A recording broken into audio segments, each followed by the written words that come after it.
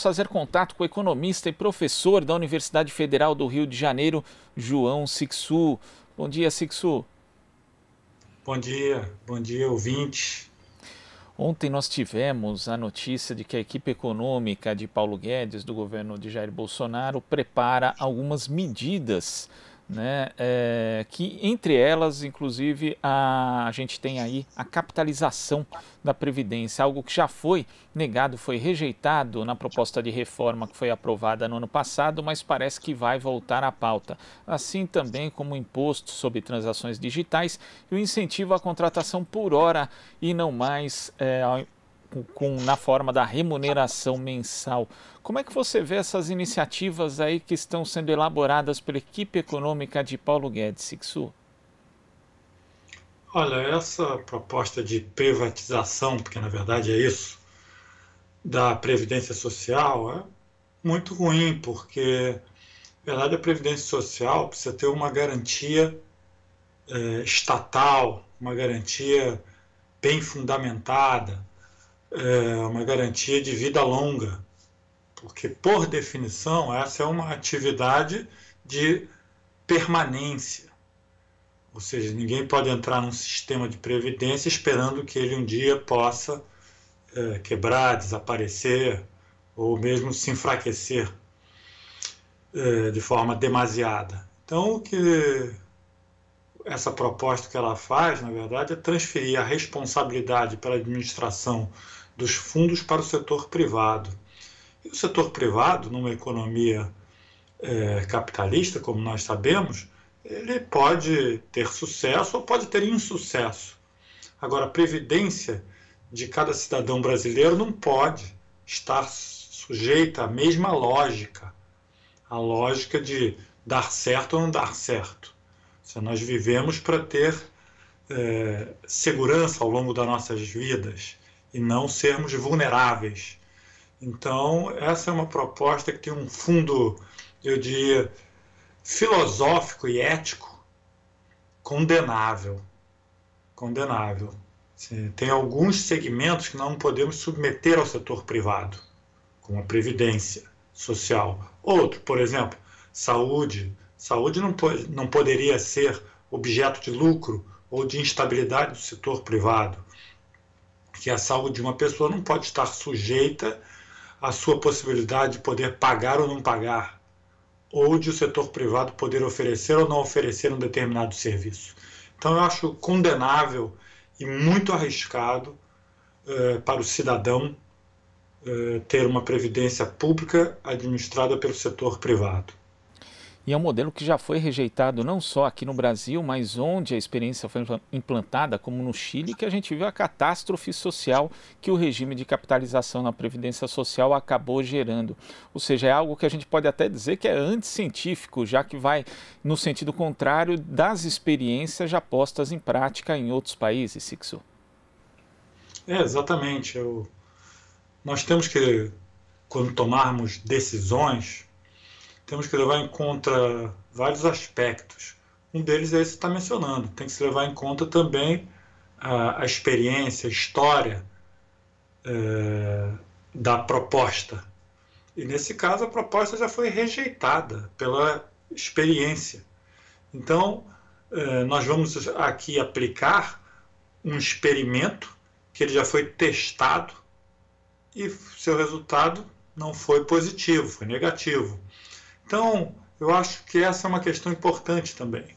É nós pensarmos de que nós temos que tratar propostas, programas de governo, na verdade, nesse caso de Estado, de um ponto de vista científico.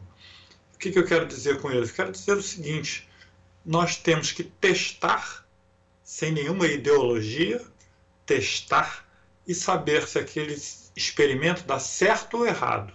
É assim que a biologia faz, é assim que a medicina faz. Então, neste caso, já houve o teste de laboratório e o teste rejeitou a proposta.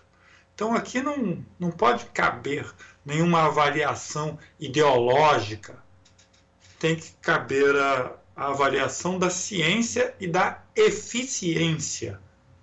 Ou seja, algo que é eficiente ou não é. Neste caso, o experimento rejeitou a proposta. Disse, olha, isto não é eficiente, não funciona. E nesse aspecto daquilo que não funciona, o governo também, aí, segundo as notícias, né, a equipe econômica estaria preparando também um incentivo ao regime por horas trabalhadas. E isso vem num contexto de diversas propostas de redução de direitos trabalhistas. Algumas reduções, inclusive, foram efetivadas nos últimos meses, durante a pandemia, e outras estão previstas. E a argumentação é sempre aquela: é preciso desregulamentar para que possamos criar empregos, que é a mesma argumentação utilizada para aprovar lá atrás a lei da terceirização, a reforma trabalhista e outras mudanças na legislação que não criaram os empregos prometidos. E o governo insiste nisso. Quer dizer, é insistência em uma receita que não deu certo, Sixto.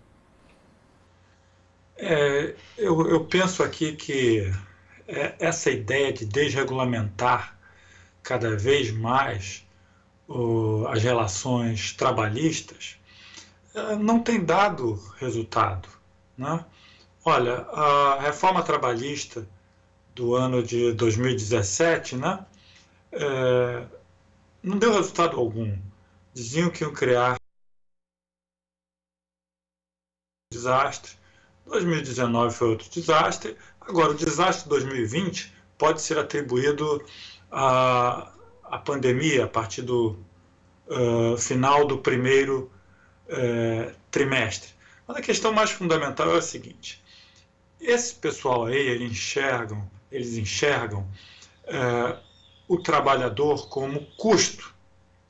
Então, é sempre melhor fazer uma reforma para diminuir o custo, porque eles imaginam o seguinte: olha, para abrir uma padaria fica mais barato se o trabalhador for mais barato.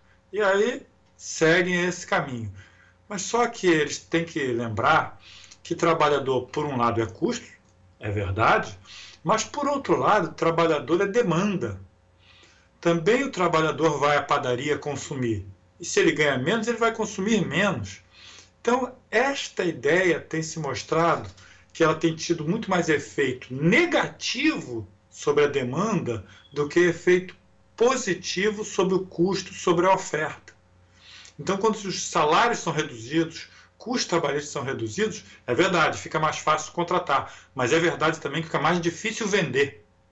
Ou seja, o dono da padaria agora tem clientes mais frágeis, com menos capacidade de consumo. Então, essa é a questão. É também uma questão aqui de analisar do ponto de vista científico. Aonde que uma redução salarial tem mais peso? É para estimular o empresário a contratar ou é para reduzir a demanda feita por consumidores? É para reduzir a demanda feita por consumidores. Medidas dessa natureza, elas enfraquecem a economia como um todo e não fortalecem como eles pensam que fazem. Mas só uma última observação: individualmente, empresários gostam muito, sabe? Dizem, agora ficou mais barato para mim. Ficou mais barato para eles, só que ficou mais barato para todos os outros também. E os consumidores deles são os empregados dos outros. E quando a gente pensa ainda no nível de desemprego altíssimo, que já vinha elevado, na verdade, antes da pandemia, agora ficou pior, a perspectiva de um mercado consumidor fica ainda mais negativa. Se a gente for pegar ainda todo o contexto, né, da crise econômica de 2015, 2016, que desde então o desemprego vem se elevando e o trabalho informal tem sido esse colchão para muitos trabalhadores, para evitar, né, justamente que as pessoas, né, para permitir que as pessoas consigam garantir sua própria sobrevivência econômica. Agora, na pandemia, a gente vê, né, segundo o estudo aqui do IBRE-FGV, que o desemprego entre os trabalhadores informais é o dobro em relação aos trabalhadores formais. Então, esse colchão aí que se formou, na verdade, está desaparecendo. Vamos ter um contingente muito grande de trabalhadores aí dispostos, né, a trabalhar na prática por qualquer salário, sob qualquer condição, Sixto. E o que é ruim para o trabalhador vai também ser ruim para a economia, como você disse, já que não teremos aí a recuperação desse mercado consumidor que foi a alavanca da economia brasileira em anos anteriores. Olha, o Brasil tem uma população enorme, um mercado consumidor potencial também muito grande. Portanto, a economia brasileira é uma economia fácil de ser recuperada e de ser mantida numa situação de pleno emprego ou próximo disso.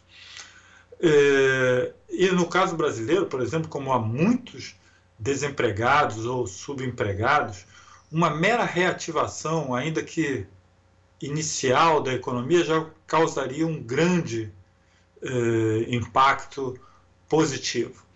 A questão é que quando se trabalha com a economia ou se pensa uma economia de salários baixos, de subempregados, o resultado será sempre uma economia frágil, cambaleante, de taxas de crescimento baixas e, pior, taxas de investimentos muito baixas, porque empresários não farão investimentos de grande magnitude olhando para o mercado de trabalho brasileiro, vendo um mercado frágil que corresponde, que é um espelho, na verdade, do mercado de consumo brasileiro.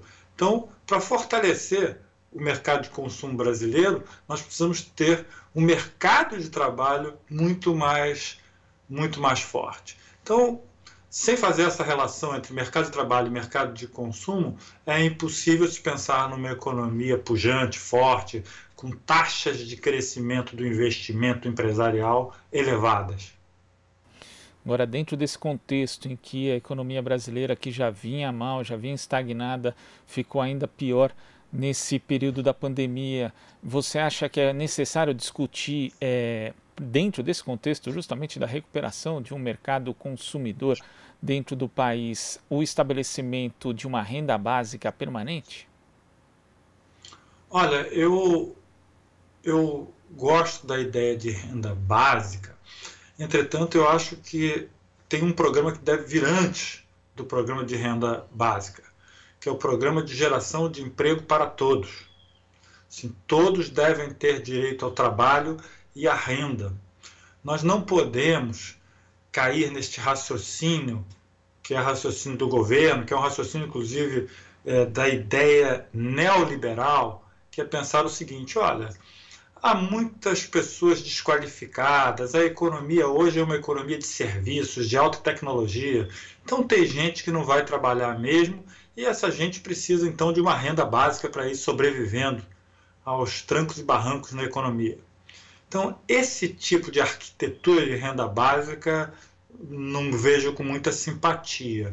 Eu vejo com muita simpatia a ideia de que é possível gerar emprego para todos. Todos devem ter direito a trabalho e renda, e eu digo mais, trabalho digno e de qualidade. É possível. Essa história de tem gente que está sempre fora do mercado de trabalho, que não tem formação e que, portanto, é preciso ter uma renda básica, isso vem lá da década de 30 do século passado.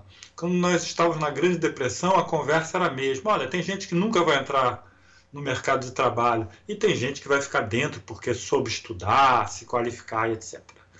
Eu acho que renda básica de cidadania é para outra coisa.